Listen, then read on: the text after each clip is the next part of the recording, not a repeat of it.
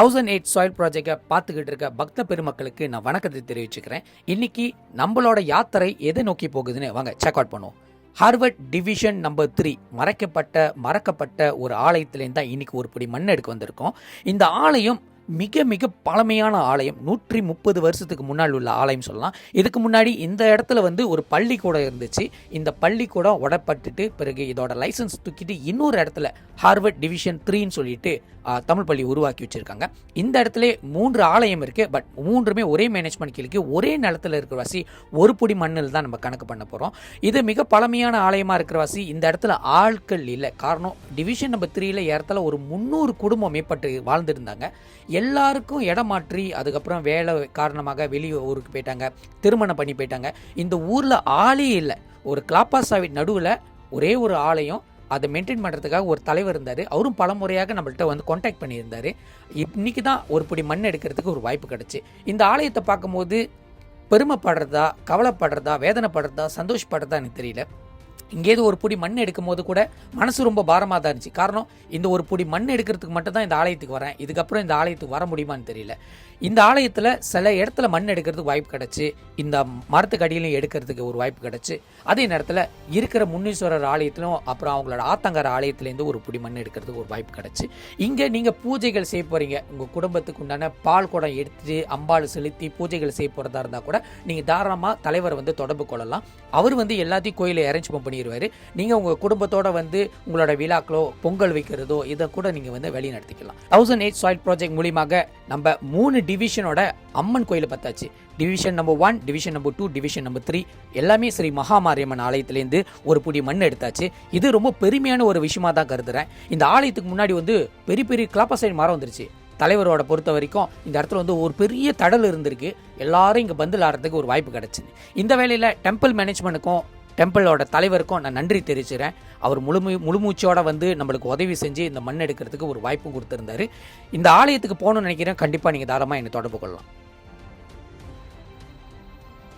177வது ஆலயம் அருள்மிகு ஸ்ரீ முன்னீஸ்வரர் ஆலயம், பிக்கான் சுங்கைலலாங் பீடோங் கிட்டா.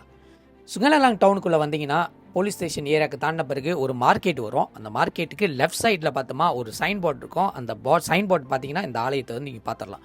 இந்த ஆலயம் 2 ரோட்டுக்கு நடுவில் இருக்கிற ஒரு முச்சேந்தியில் இருக்கிற ஒரு முனீஸ்வரராக தான் இருப்பார். அதுவும் இந்த ஆலயத்தை பார்த்தீங்கன்னா ஒரு பென்டாகான் வடிவத்தில் தான் இந்த ஆலயத்தை உருவாக்கி வச்சுருப்பாங்க. மிக சிறப்பு வாய்ந்த ஒரு ஆலயமாக தான் இந்த ஆலயம் இருக்குது. பலருக்கும் நல்ல விஷயங்களும் பலருக்கும் அதாவது பிரச்சனைக்கு உண்டான முடிவுகளை தீர்வு கொடுத்த ஒரு ஆலயமாக தான் இருக்குது. இந்த ஆலயத்தோட மேனேஜ்மெண்ட்டுக்கு நான் நன்றி தெரிவிச்சுக்கிறேன், நம்மளுக்கு ஒரு புடி மண்ணை கொடுத்ததுக்கு.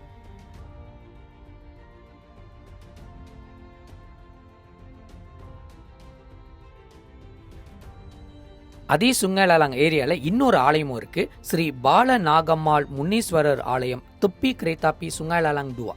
அதாவது சுங்கைலலாங் பாலம் ஏறின இறங்கின பிறகு ரைட் சைடில் ஒரு மலாய்க்காரன் தாமானுக்கு நடுவில் தான் இந்த ஆலயமும் இருக்குது. இந்த ஆலயம் ரயில் சடக்கு பக்கத்தில் இருந்துச்சு. பிறகு டபுள் லைன் கட்டுறவாசி இந்த ஆலயத்தை ரிமூவ் பண்ண சொல்லி கேட்டிருந்தாங்க. அப்போது இந்த இடத்த ஒதுக்கும் போது நீங்கள் பார்த்தீங்கன்னா அழகாக ஒரு காம்பவுண்டில், அதாவது பாக்ஸ் காம்பவுண்டில் இந்த இடத்த கொடுத்துருப்பாங்க. இந்த ஆலயத்தை இந்த அம்மாள் இந்த இடத்த விட்டு நவர மாட்டேன்னு சொல்லிட்டாங்க. அப்போது ருண்டிங்க நடத்தின பிறகு, அதாவது பேச்சுவார்த்தை நடத்தின பிறகு இந்த ஆலயத்துக்கு உண்டான ஒரு ஏரியாவை ஒதுக்கி இதுக்கு சேவா கட்டி இந்த ஆலயத்தை வழி நடத்திக்கிட்டு வராங்க.